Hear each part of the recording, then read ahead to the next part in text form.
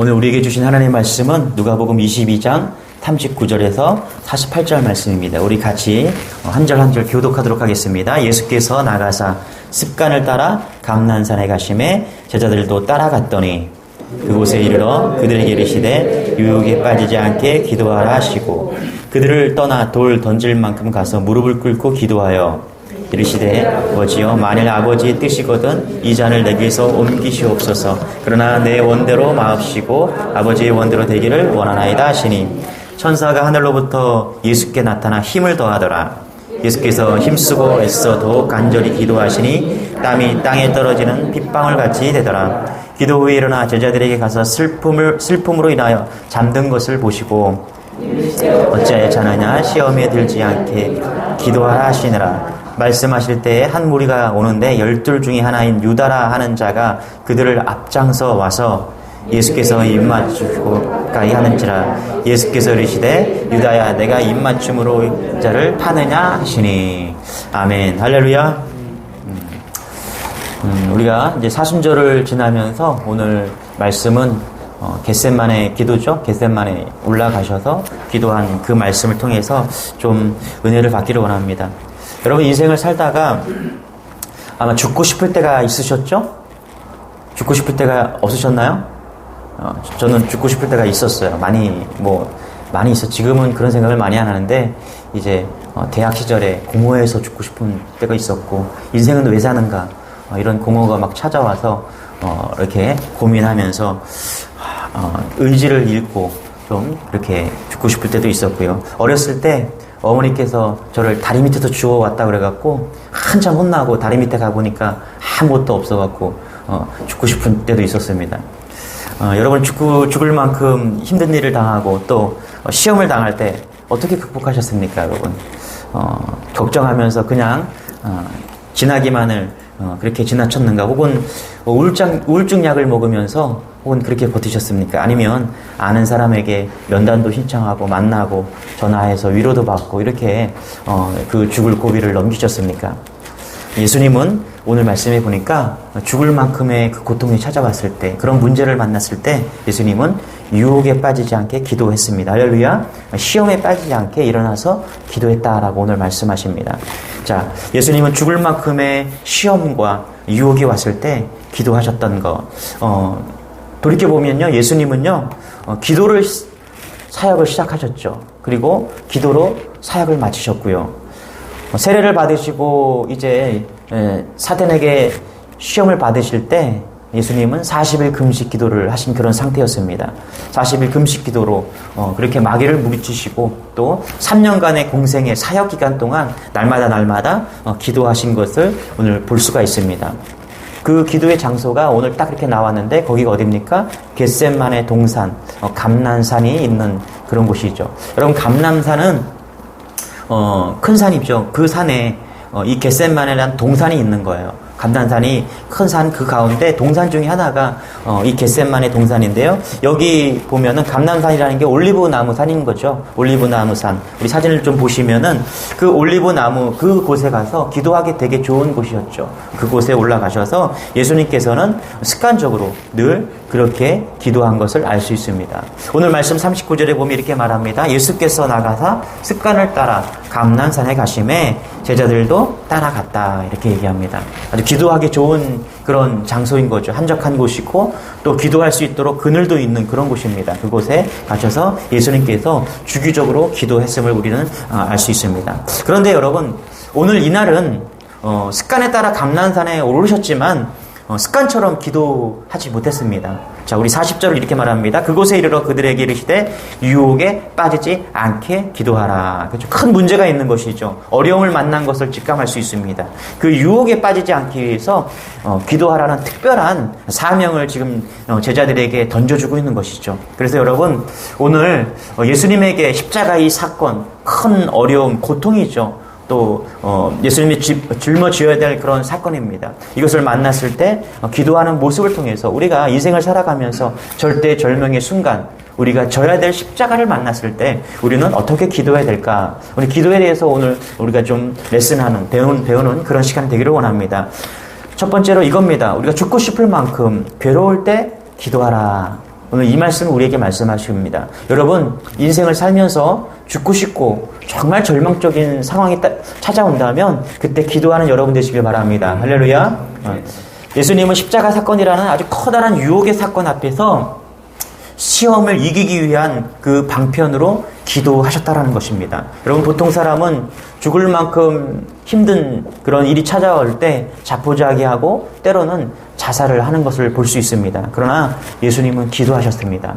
우리도 마찬가지입니다. 어려움이 찾아오고 고난이 찾아올 때 반드시 우리가 붙들어야 될 것, 예수님을 붙들어야 되는데 어떻게 붙듭니까? 기도를 통해서 붙들 수 있다는 것입니다. 우리가 사순절만 되면은 고난주간만 되면 보는 그런 영상이 있어요. 패션 오브 크라이스트라고. 여러분 아마 다 보셨을 거예요. 그 멜 깁슨 이 감독이 이렇게 만든 영화인데, 이 패션 오브 크라이스트가 오래전에 나왔는데 너무너무 잘 만든 영화라고 하면서 그렇게 우리는 고난주간이 되면은 늘 이 영상을 봅니다. 예수님이 십자가에 달리시고 그리고 채찍에 맞는 장면들이 너무 그때 당시의 모습들을 잘 표현하고 있다라고 이야기를 합니다. 채찍에 가시나 그 다음에 이렇게 뼈 조각을 달아서 이렇게 옷을 다 찢기고 이렇게 채찍을 딱 쳤을 때 그 뼈 조각이 예수님의 살갗에 닿았을 때 그리고 당깁니다. 그러면은 그 살갗이 툭툭 찢겨져 나오는 것, 그것들을 영상에서 아주 세밀하게 묘사하면서 그만큼 예수님이 얼마나 그 당시에 고통을 당하셨는지 그것을 이제 보여주는 것이죠. 그런데 이 영화를 보면서 한 가지 놓치고 있는 점이 있습니다. 그것은 뭐냐면 예수님께서 채찍에 맞으시고 십자가에 죽으시는 그 육체적 장면이 너무너무 계속 크게 이렇게 집중되다 보니까 예수님께서 정말 힘들어하시고 고난받고 어려워하신 그 부분이 육체적인 고난 때문일까, 이런 생각을 하게 만드는 거죠. 그래서 성경 말씀을 묵상하면서 영화를 같이 이렇게 오버래킹 되면서 같이 좀 묵상해보면 그런 의문이 드는 거예요. 사실요, 예수님은 육체를 입고 이 땅에 오셨지만은 그 십자가의 고난을 당하시는 그 사건 속에서 육체적 고통으로 힘들어하기보다는 무엇 때문에 고통스러워 하셨습니까? 인간의 모든 죄를 담당하시기 위한 그 죄로 인해서 하나님과 잠시나마 단절되는 그 일로 인해서 고난하시고 또 큰 침묵에 빠지신 것이죠. 그렇지 않습니까, 여러분? 여러분, 우리가 죄를 진다는, 인간의 모습으로 죄를 진다는 건, 여러분 오늘 심판장에 가서, 재판장에 가서 갔는데 당신은 오늘 이제부터 무기징역입니다. 이제는 평생 동안 감옥에 살아야 됩니다 라고 판결을 한다면 여러분 어떻게 하시겠습니까? 그것이 엄청난 무게와 어려운 마음이 될 것입니다. 혹은 누군가에게 오늘 당신은 이제부터 10년형을 선고합니다, 딱 이렇게 했을 때 그 마음이 어떻겠어요? 그러니까 예수님께서도 그런 거예요. 인간의 모습을 가지고 아주 인간의 모습을 이 땅에 오셔갖고 죄를 져야 되지만 그 죄를 진다는 것은 그냥 내가 죄를 짓게 그래서 끝나는 그런 사건이 아닌 거예요. 실제적으로 한 인간의 모습으로서 그 죄를 다 짊어져야 되는 것이죠. 그럴 때 순수하게 그것을 졌을 때 정말, 그리고 십자가에 달리셨을 때 그렇게 힘듦과 하나님과의 단절된 그 모든 것들을 담당하셨을 때 진짜 십자가의 은혜와 보혈의 능력이 나타나는 것이죠. 그래서 육체적으로 고통받고 채찍에 맞으심으로 인해서 고난받는 그 아픔도 있겠지만 정말 이 고난주간에 우리가 살펴봐야 될 것은 뭐냐면 예수님께서 그 영혼이 얼마나 힘드셨는가, 그 죄를 담당하기 위해서 하나님과 단절되는 그 순간을 얼마나 아팠을까. 그렇지 않겠어요, 여러분? 제가 우리 아버지와 제 부모님들과 이제 아무 사이도 아니야, 이제 남남이야 라고 딱 단절된다고 생각해 보세요. 우리 자녀들 이 자녀가 둘이 있는데 자녀들에게 너는 이제 나와 아무 상관이 없어, 너는 이제 내 아들이 아니야, 이렇게 장난이 아니라 정말로 그렇게 딱 선언했다면 그때 아이들이 받는 그 충격과 그 영혼에 찾아오는 그 고통은 어떻겠습니까? 얼마나 충격이 크겠어요. 지금 예수님께서는 그것을 말씀하고 있는 거예요. 그래서 이 마가복음이나 마태복음이나 이 다른 이 복음서를 읽어보면은 어떻게 보면 소울이라고 표현을 합니다. 소울. 이 당시에 이 마음, 헐트라고 표현하지 않고 예수님의 그 소울, 영혼이 괴로워하고 있는 것을 표현하고 있는 것이죠. 자, 그 고통 속에 이 고통이 누구로부터 찾아왔습니까? 예수님과 동고동락했던 제자로부터 찾아왔죠. 48절에 이렇게 얘기합니다. 같이 한번 읽어볼게요. 시작. 예수께 입을 맞추려고 가까이 하는지라 예수께서 이르시되 유다야 내가 입맞춤으로 인자를 파느냐 하시니. 그렇죠? 예수님께서 3년 동안 먹이고 입히고 또 가르치고 했던 그 제자 중에 한 사람 가룟 유다에게 그 배신으로 인해서 예수님께서 은 30에 팔려가는 그런 사건이 지금 일어나고 있는 것이죠. 여러분 그렇지 않겠습니까, 여러분? 그 고통, 육체적인 고통보다도 십자가에 지는 것, 그리고 자신이 그 사랑했던 제자에게 은 30에 팔려가는 그런 배신으로 인해서 그 영혼이 고통스러운 것이죠. 여러분, 우리도 살다 보면은 가룟 유다의 배신처럼 배신을 당할 때가 있습니다. 그러나 기도로 영적으로 충만한 사람은 그러한 배신도 이길 수 있습니다. 할렐루야. 오늘 배신으로 상처받고 삶이 무너진 영혼이 정말 고통받는 그런 여러분이 있으십니까? 혹시 그런 분이 있다면 치유되는 은혜가 있기를 소망합니다. 극복되고 승리하는 여러분 되시기를 소망합니다. 할렐루야. 예수님이 가룟 유다의 배신으로 잡혀서 끌려갔어요. 54절 볼게요. 시작. 예수를 잡아 끌고 대제사장의 집으로 들어갈새 베드로가 멀찍이 따라가니라. 예수님께서 십자가에 당하시는 그 고통도 있으시겠지만은 또 한 가지 고통은 뭐냐면 제자들이 자신들을 예수님을 다 부인하고 떠나간다는 사실이죠. 그래도 다른 제자들은 다 도망갔지만 베드로는 그래도 따라갔습니다. 그런데 어떻게 따라갔어요? 여기 보니까 54절에 보니까 멀찍이 따라갔다라고 말합니다. 그렇죠? 대제사장의 집으로 예수님을 끌고 갔는데 거기서 이 베드로가 멀찍이 따라갔다 이렇게 얘기합니다. 뭐예요? 멀찍이 따라갔다는 것은 안전거리를 확보하고 따라갔다는 것이죠. 예수님이 잡혀가는 것을 보면서 죄책감과 의무감에 예수님을 따라갔지만 베드로조차 안전거리를 확보하고 따라갔다는 거예요. 여차하면 어찌 될지 모르니까 그 안전거리를 확보하고 있는 것이죠. 여러분, 우리도 크리스찬의 모습으로 살아갈 때 이런 안전거리를 확보할 때가 얼마나 많은지 모릅니다. 예수를 안 믿는 건 아니에요. 예수를 믿어요. 그러나 멀찍이 쫓아가는 거예요. 멀찍이. 안전거리를 두고서 적당히 쫓아가는 거예요. 예수님을 따라가긴 합니다. 그런데 전적으로 따라가지 않아요. 욕 먹지 않을 만큼 멀찍이 거리를 좀 두는 것이죠. 손에 안 볼 만큼의 그 거리를 두고 예수님을 쫓아갈 때가 얼마나 많습니까?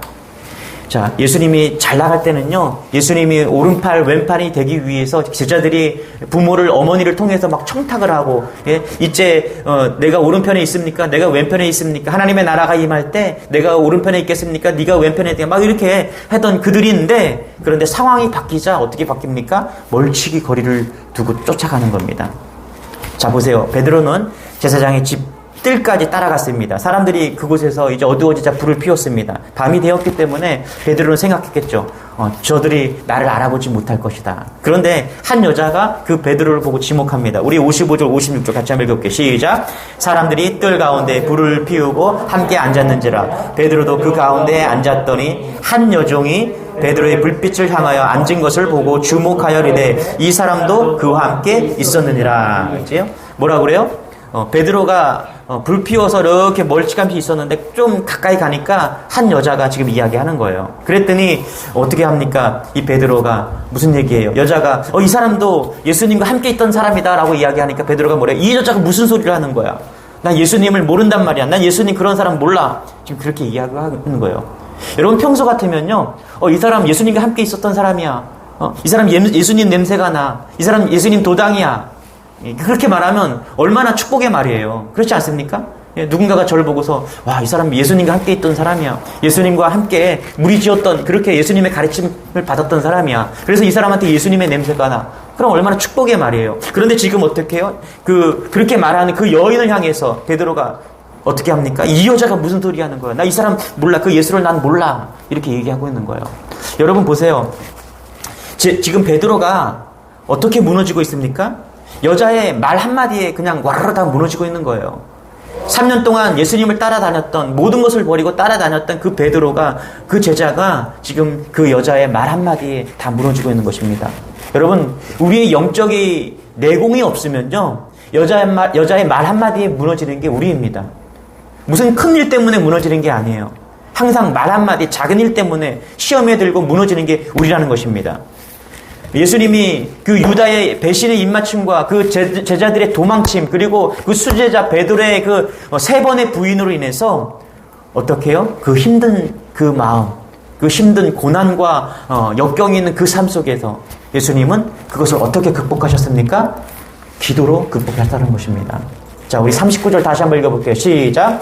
예수께서 나가사 습관을 따라 감난산에 가심에 제자들도 따라갔더니. 다시 한번 읽어볼게요. 시작. 예수께서 나가사 습관을 따라 감난산에 가심에 제자들도 따라갔더니.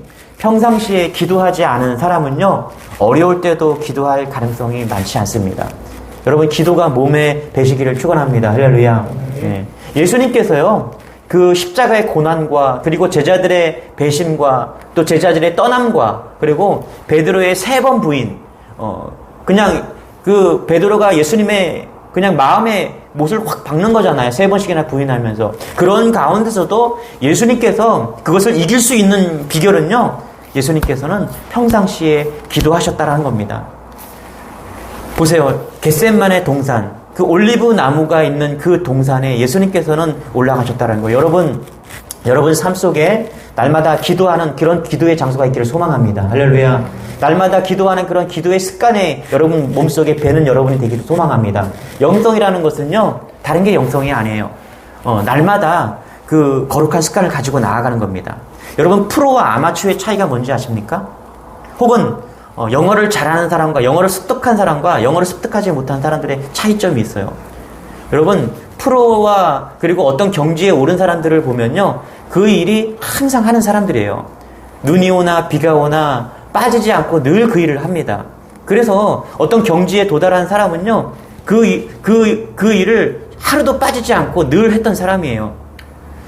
피아노를 치는 사람이나 혹은 악기를 다는 사람도 마찬가지입니다. 어떤 피아니스트가 그래요. 가장 힘든 게 뭡니까? 라고 말하면은 그 사람이 그렇게 말을 하더라고요.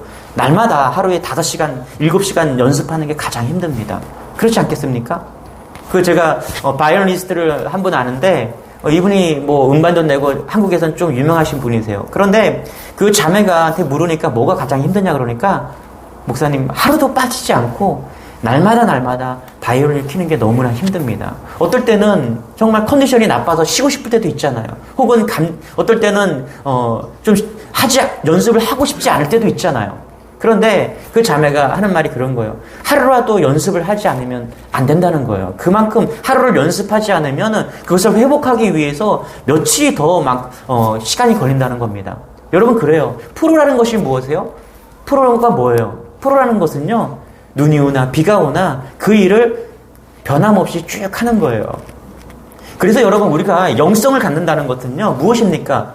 우리의 기도의 영성을 갖는다는 것은요, 어쩌다가 기도하는 게 아닙니다. 어쩌다가 큰일 생기면 그런 기도하는 것이 아니라 우리가 정말 성숙한 믿음의 영성을 갖는다는 것은요, 날마다 할렐루야, 끊임없이 기도하는 겁니다.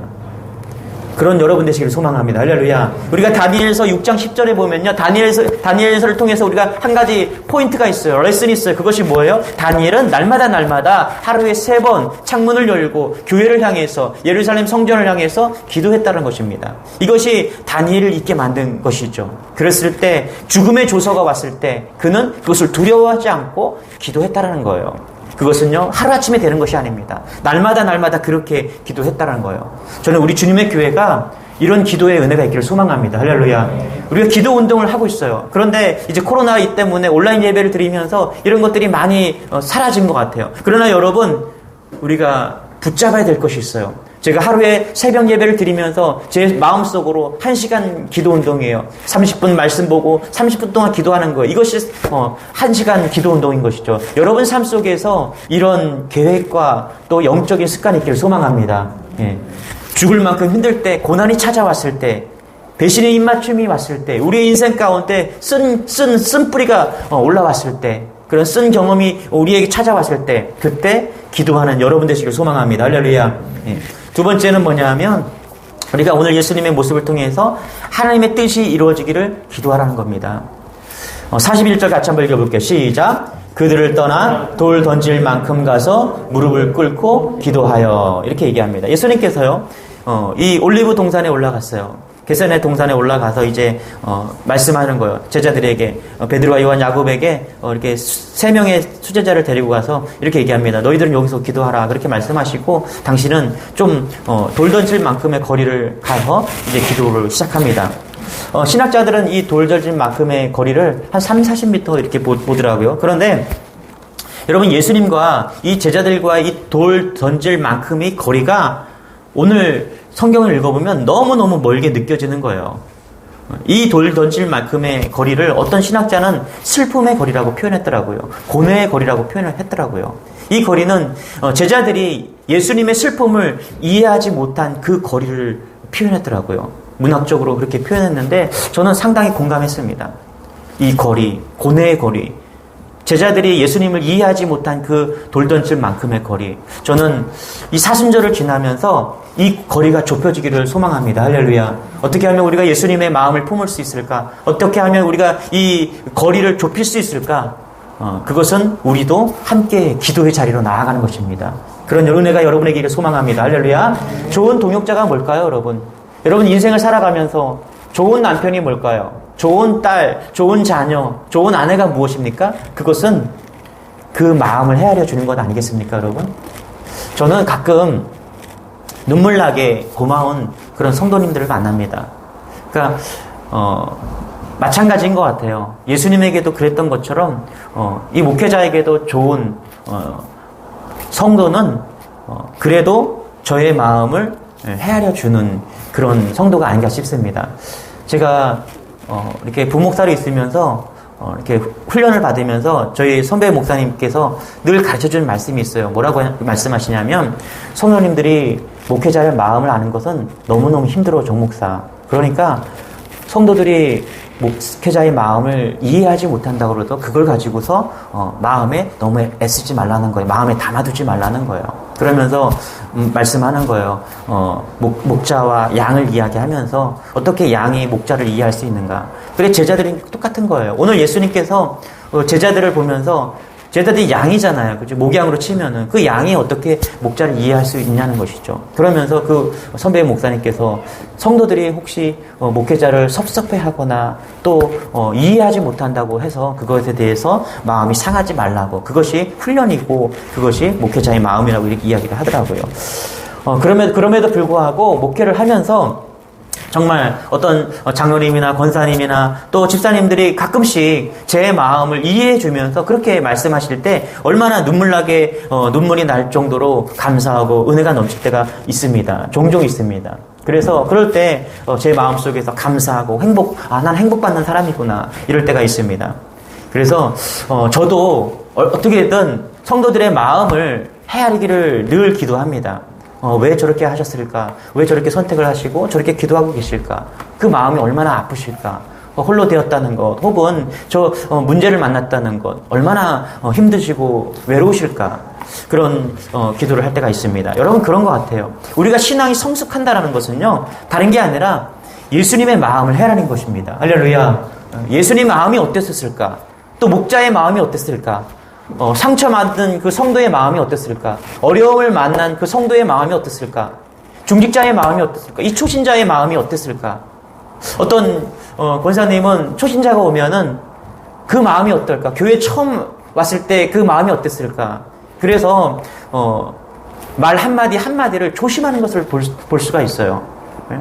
어떤 사람은 그냥 초신자가 왔는데 그냥 거침없이 그렇게 말을 하는 사람도 있습니다.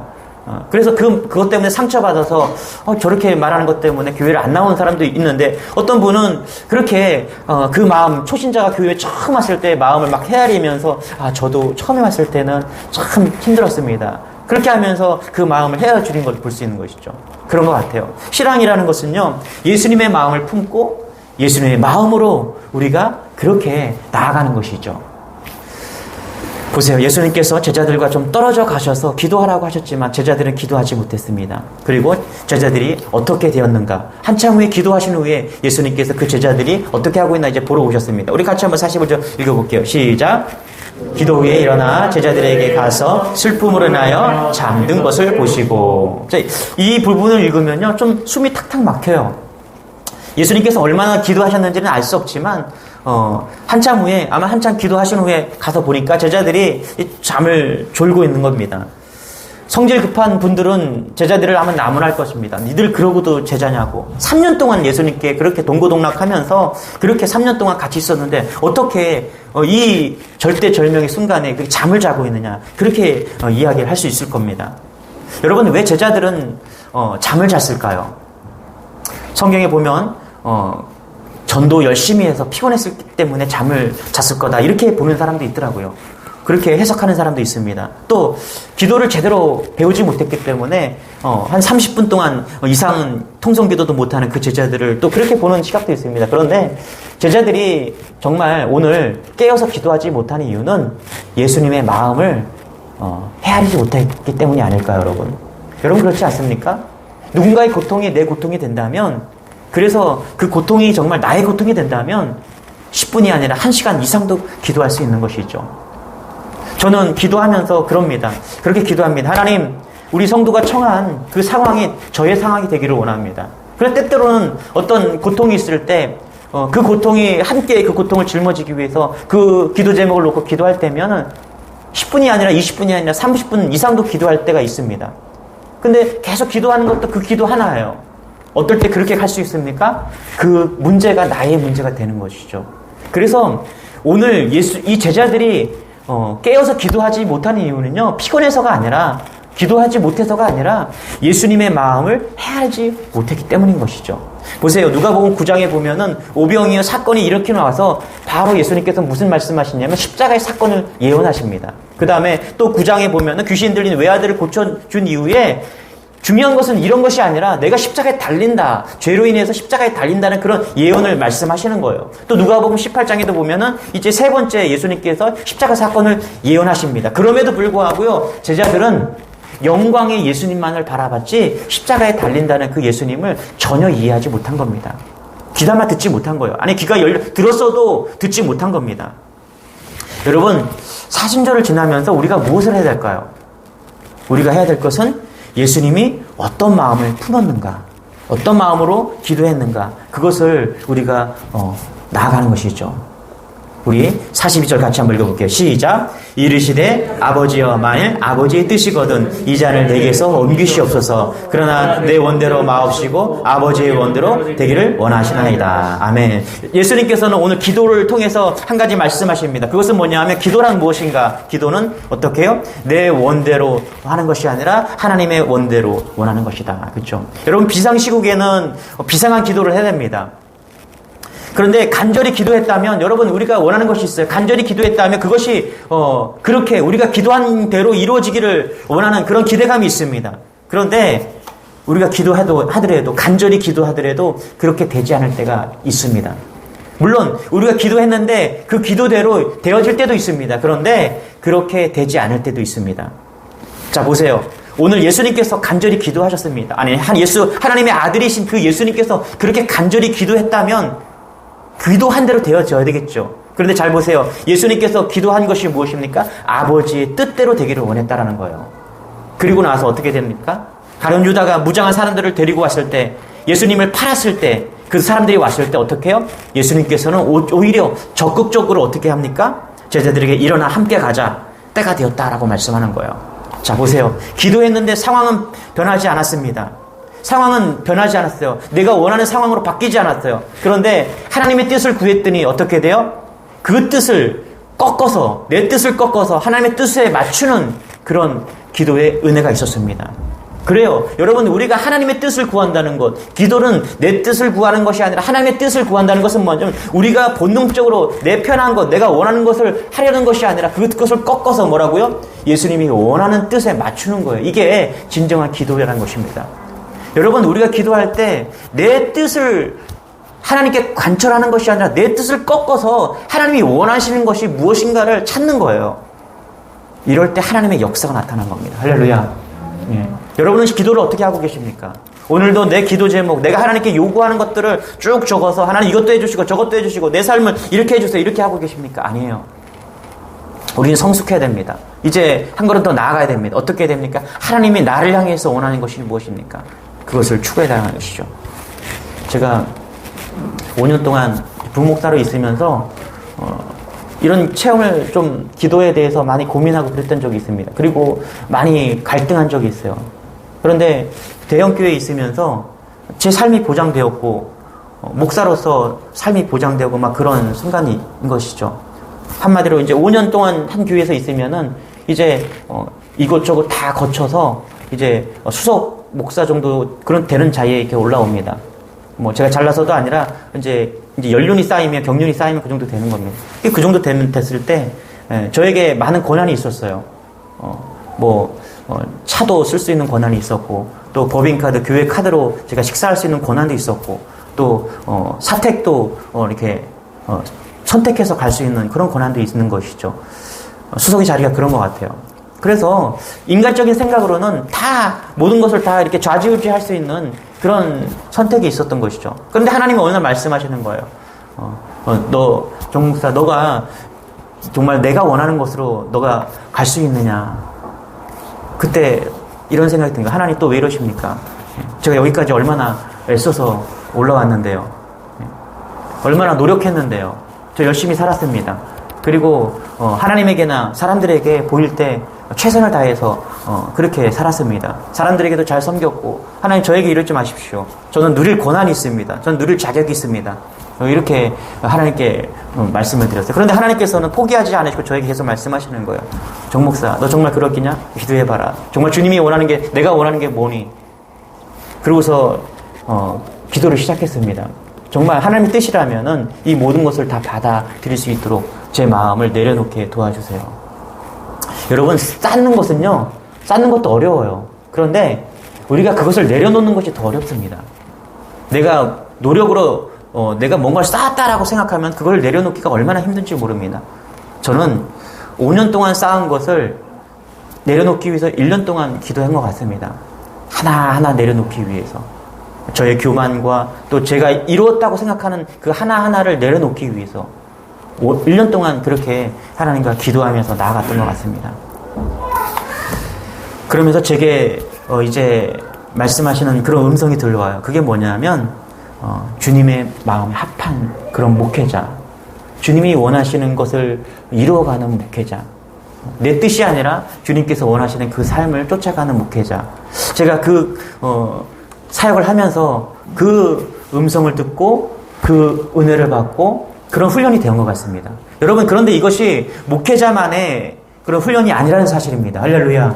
목회자는 목회자이지만은 여러분은 여러분의 삶 속에서 하나님께서 추구하고 하나님께서 원하는 삶이 있어요. 그래서 여러분이 그 이 음성을 들으셔야 됩니다. 여러분이 원하는 삶이 아니라 주님께서 나를 통해서 하시고자 하는 그런 삶이 무엇인가 여러분 들으셔야 됩니다. 어떤 분에게는 경제적으로 넉넉한 그런 부를 주셨을 것입니다. 어떤 분에게는 명예를 주셨을 거예요. 그래서 어떤 학교에서나 혹은 명예의 자리에 아마 두셨을 것입니다. 어떤 사람에게는 가정을 주셨어요. 자, 그런데 그것이 왜 하나님께서는 그곳으로 우리를 보내셨는지 그 음성을 들어야 된다는 것이죠. 이유는 모든 것은 같아요. 뭐요? 주님이 우리를 쓰시고자 원하신다는 겁니다. 할렐루야. 우리가 있는 자리에서 다 모양과 있는 위치는 다르지만 하나님께서 우리가 주님이 원하시는 그런 합한 마음이 됐을 때 하나님께서는 그때부터 진정한 쓰임이 있다는 것입니다. 할렐루야. 그래서 내 삶이 내 삶인 것이 아니에요. 주님이 원하는 것이 무엇인가 찾고 두드리는 것이죠. 여러분, 나는 보잘것없습니다. 나는 아무것도 아닙니다. 이렇게 생각하지 마시기 바랍니다. 하나님은요, 보잘것없는 그곳에서도 역사하시는 분이십니다. 할렐루야. 그래서 우리가 기도한다는 것은 무엇이냐면 주님의 마음을 헤아리는 것입니다. 그럴 때 내 뜻이 아니라 주님의 뜻을 따라 나아가는, 살아가는 그런 성숙한 성도가 된다는 것입니다. 할렐루야. 예, 그런 은혜가 여러분에게 소망합니다. 할렐루야. 하나님의 뜻과 하나님의 그런 헤아림이 있는 여러분 되시길 소망합니다. 할렐루야. 우리 마지막으로 간절히 기도하라 이렇게 말씀하십니다. 우리 44절 같이 한번 읽어볼게요. 시작. 예수께서 힘쓰고 애써 더욱 간절히 기도하시니 땀이 땅에 떨어지는 핏방울같이 되더라. 여러분, 이런 기도를 해보셨습니까? 땀이 핏방울이 될 정도로 그런 기도를 해보셨어요? 땀이 핏방울이 떨어지는 그 핏방울처럼 같이 되었다라는 것은요, 이런 겁니다. 운동선수가 운동을 해요. 그런데 한계까지 이르는 거예요. 여러분, 한계를 극복하기 위해서는요, 그 한계를 늘 뛰어넘어야 돼요. 제가 근래에 운동을 하면서 계단 오르기를 했거든요. 근데 처음에 저희 아파트가 15층이에요. 처음에 2번 하기가 너무너무 힘들더라고요. 그래서 115층까지 2번 올라가니까 다리가 조금 이렇게 힘들어요. 그리고서 한 일주일 동안을 그렇게 했어요. 2번씩만. 그리고서 이제 조금씩 강도를 높인 거예요. 어느 날은 이제 3번 하고, 3번, 15층까지 3번 오르고, 또 어느 날은 4번 하고, 5번 하고, 어느 날이 되니까 40분을 계단을 계속 올라갈 수 있는 상황이 되더라고요. 15층까지 올라갔다가 엘리베이터 타고 내려오고, 그 잠깐 쉬는 거예요. 엘리베이터 탈 동안. 그리고 다시 15층까지 올라가고, 어느 날은 40분이 된 거예요. 그리고 나서 또 욕심이 생겼어요. 어떤 유튜브를 보니까 40분까지를 한 거는 그다음부터는 지방이 타지 않는데요. 그 이후를 넘어가야 지방이 타기 시작한대요. 그래서 이제 도전을 했어요. 40분이 아니라 1시간을 도전하자. 그래서 1시간 동안 이제 계단 타기를 한 거예요. 저한테는 좀 유익한 시간이에요. 이제 걸으면서 영상도 보고, 또 공부도 하고, 또 설교도 듣고, 또 성경도 읽고, 이제 그런 시간인 거죠. 즐거운 시간인 거예요. 그런데 어느 순간 되니까 1시간 동안 그 계단을 올라와도 힘들지 않은 상태가 된 거예요. 할렐루야. 그러니까 제 육신의 한계를 좀 계속해서 뛰어넘는 것이죠. 그 이후로는 해보진 않았지만, 어쨌거나 1시간 이제 운동을 하면은 계단 걷기 1시간 정도를 하고 있습니다. 그러면은 제 안에 있는 그런 노폐물도 빠지면서 몸이 아주 가벼운 걸 느껴요. 땀이 핏방울이 되었다는 것은요, 아예 한계를 계속 뛰어넘는 겁니다. 인간이 갈 수 있는 최고의 극치까지 간 거예요. 운동선수가 그것을 극복하기 위해서요, 그 운동선수가 운동의 그런 한계를 극복하기 위해서 이것을 계속 도전하는 거예요. 그래서 1시간 운동했다면 1시간 1분을 위해서 또 도전하고, 1시간 1분이었다면 1시간 2분을 도전하는 거예요. 근데 그 한계를 극복하기 위해서는 어떻게 해요? 피가 땀이 될 때처럼 그렇게 몸이 혹사를 당하는 겁니다. 또 이렇게 표현을 하더라고요. 이 땀방울이 핏방울이 되었다는 것은 군인들이 전쟁에 나가서 막 총을 쏠 때 자기도 모르는 사이에 이 긴장감으로 인해서 그 땀이 막 비 오듯이 막 쏟아진대요. 저는 아버지에게 그 6.25 당시에 그 전쟁 이야기를 들은 적이 있어요. 그때 어떻게 총싸움을 했냐면 너무너무 무서워갖고 그냥 구덩이 파고서 거기서 총을 이렇게 올려놓고 그냥 보지도 않고 막 총을 쐈다고 이야기를 하시더라고요. 그때 그 긴장감과 그 두려움 때문에 그렇게 하셨다라고 이야기를 하더라고요. 마찬가지예요. 그 두려움 속에 있을 때 사람을 서로 총을 쏴서 죽이면서 그렇게 전쟁 속에서 핏방울이 땀방울이 되는 것을 이야기하고 있는 것이죠. 여러분, 이것은요, 생명에 거는 기도입니다. 여러분, 생명에 거는 기도예요. 핏방울이 땀방울이 되었다는 것은요, 생명을 거는 기도입니다. 여러분, 어떻게 기도하십니까? 이런 기도를 해본 적이 있으십니까, 여러분? 여러분, 이런 기도를 한다면요, 그때 반드시 하나님을 만납니다. 할렐루야. 인생에 있어서 고난이 왔을 때, 시험이 왔을 때, 내가 인생에서 배신의 쓴 잔을 마셨을 때, 혹은 어떤 문제를 만났을 때 반드시 이런 기도를 하는 여러분 되시길 바랍니다. 저도 인생 살아가면서, 목회자로 살아가면서 이런 기도를 몇 번 했던 적이 있습니다. 그럴 때마다 반드시 하나님께서 저에게 응답을 주시고, 할렐루야, 하나님께서 선한 곳으로 인도하시고 이끄시는 것을 경험합니다. 여러분, 다들 기도할 겁니다. 그런데 기도하지만 우리는 어떻게 합니까? 적당히 해요, 적당히. 기도하다가 피곤하고 지치면 포기합니다. 기도하다가 좋은 문제도 있습니다. 여러분, 금식하면서 생명의 기도를 드린 적이 있습니까? 비판하고 소리 지르고 남을 헐뜯는 사람치고 기도하는 사람이 없어요. 기도하는 사람은 그렇게 하지 않습니다. 기도하는 사람은 비판하거나 남을 헐뜯지 않습니다. 기도하는 사람은 눈동자가 다르고요. 기도하는 사람은요, 태도가 다릅니다. 기도하는 사람은 그 기도를 통해서 반드시 하나님을 만나기 때문에, 하나님의 역사하기 때문에, 그것을 알기 때문에 다른 인생을 산다는 거예요. 여러분, 그래서 우리가 기도할 때 어떻게 기도하느냐, 이 생명에 거는 기도를 해보시기 바랍니다. 인생 속에서. 그럴 때 반드시 하나님은 역사하십니다. 할렐루야. 보세요. 하나님께서 오늘 어떻게 역사하시는가. 43절 같이 한번 읽어볼게요. 시작. 천사가 하늘로부터 예수께 나타나 힘을 더하더라. 예수님께서 기도하셨더니 어떤 일이 일어났습니까? 우리가 생명을 건 기도를 하니까 오늘 예수께서 어떤 경험을 하게 합니까? 천사가 하늘로부터 예수께 나타나 힘을 더하더라. 이렇게 합니다. 그런데 이 기도가, 이 응답이 어떤 응답이었냐면 이런 거예요. 내가 기도했더니 예수님께서 정말 그렇게 생명에 건 기도를 했더니 예수님께서 져야 될 십자가를 씌워주셨는가? 십자가의 죽음을 떠나게 했는가? 그 십자가의 죽음으로부터 건져주셨는가? 그것이 아니다라는 거예요. 우리는 늘 기도해요. 기도하면 하나님 십자가로부터 도망가게 도와주세요. 이 문제로부터 우리를 해결되게 도와주세요. 그런데 오늘 천사들이 와서 예수님께 힘을 더한 이 해결책은 뭐냐면 그 십자가를 극복할 수 있는 힘을 주셨다는 겁니다. 할렐루야. 예. 우리가 십자가를 만나면 늘 도망가기를 위해서 기도하잖아요. 아니에요. 예수님께 우리가 생명을 건 기도를 하면요, 예수님께서 우리에게 어떤 기도의 응답을 주시냐면 그 문제를 뛰어넘을 수 있는 성숙한 신앙을 주신다는 겁니다. 할렐루야. 이런 은혜가 여러분에게 있길 소망합니다. 늘 도망만 다니고 하나님 이것을 피하게 도와주세요. 이 문제를 해결해 주세요. 예? 이게 아니라 하나님 이 문제를 극복하고 나아갈 수 있는 그런 믿음을 주시옵소서. 이렇게 기도하는 여러분 되시길 바랍니다. 이게 생명의 기도예요. 여러분의 인생 가운데 정말 때로는 감당하기 힘든 그런 고난을 만날 겁니다. 혹은 만나셨을 겁니다. 그런데 그때 우리가 잊지 말아야 될 것, 생명의 기도, 간절한 기도를 통해서 하나님의 역사를 경험하는 여러분 되시길 축원합니다. 할렐루야. 예, 말씀에 좀 결론을 맺겠습니다. 한국교회가 위기를 맞았어요. 그런데 여러분, 그 위기는요, 신천지 때문에 만난 게 아닙니다. 기독교가 존재하는 그 기간 동안 이단은 끊임없이 존재했어요. 저는 신천지가 무섭지 않아요, 사실. 그런데 정말 두려운 것이 있어요. 그것이 뭐냐 하면 우리 안에서 겟세마네 기도가 사라졌다는 겁니다. 정말 위기가 뭔지 아세요? 이 코로나로 인해서 교회가 위기인 것은 뭐냐면 우리가 기도를 잃어버렸다는 거예요. 이게 정말 위기인 거예요. 우리가 극복해야 될 것은요, 경제적인 상황이 아니라니까요. 우리가 극복해야 될 것은 코로나가 아니에요. 우리가 극복해야 될 것은 뭐냐면 다시 겟세마네 동산에 오르는 겁니다. 내 안에 작은 골방을 만들어서 내가 주님을 그토록 원하도록 기도하는 그 기도의 습관을 다시 회복하는 거예요. 여러분, 다윗이 언제 무너졌습니까? 다윗은요, 골리앗 장수가 나타났을 때 그는 싸워서 승리했습니다. 그런데 정작 그가 무너진 것은 뭐냐면 하나님을 만나는 그 시간, 하나님이 존재하지 않는 그 평온한 시간에 밧세바를 왕궁 옥상을 거닐다 밧세바를 보면서 무너진 거예요. 자기 자신과 진 겁니다. 그래요. 우리가 외면적으로 이 문제가 위기가 아니라 우리 안에 있는 이 기도의 골방이 무너진 게 정말 위기인 겁니다. 여러분, 제가 부탁드립니다. 여기 평신도들 계시지만은 집사 이상 다 되신 분들은, 권찰 이상 다 되신 분들은 기도의 골방을 만드시기 바랍니다. 할렐루야.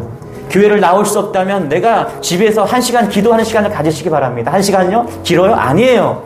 절대로 그렇지 않습니다.